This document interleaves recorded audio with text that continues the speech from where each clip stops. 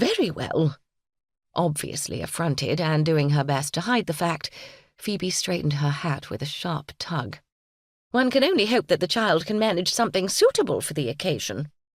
"Perhaps you can suggest a particular piece for her," Cecily said, hoping to appease her friend. "Meanwhile, if there's anything you need, I do have a favour to ask, as it happens." Shifting in her seat, Phoebe cleared her throat. "I was wondering if the ladies might be allowed to rehearse in the ballroom during the quiet period in the afternoons. The village hall is quite draughty, you know, and can be most damaging to elderly bones." "Of course," Cecily agreed, wondering again just how ancient were the elderly bones.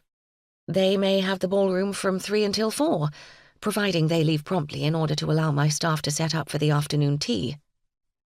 Phoebe nodded with enthusiasm. "I'll make that quite clear." She hesitated for a moment, then murmured, "There is also the matter of transportation, I'm afraid. Some of those instruments are quite heavy, and it's too far for the ladies to carry them. Could you perhaps see your way clear?"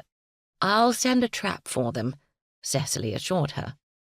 Phoebe rose, fanning her face with her gloved hand. "Oh, thank goodness. I have a list of their addresses right here. You are most gracious as always, Cecily. I'm sure the ladies will be very grateful. Unfortunately, they do not have the finances to hire transportation and have to rely solely on the generosity of others. If it were not for their musical engagements, I don't know how they would manage to live."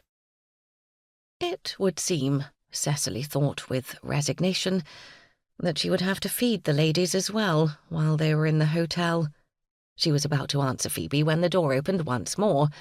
Madeline's face appeared in the gap, wearing a sombre expression. "I'm sorry, Cecily," she said. "I thought your discussion with Phoebe would be over by now." Taking the hint, Phoebe made a somewhat haughty exit, leaving Cecily staring uneasily at Madeline's face. "Is something wrong?" she asked when Madeline continued to stand there without saying anything. Madeline started, as if disturbed from some deep contemplation. "Pardon? Oh, not really. At least, I don't think so. It's just—" Cecily knew her friend well enough to know when something was troubling her.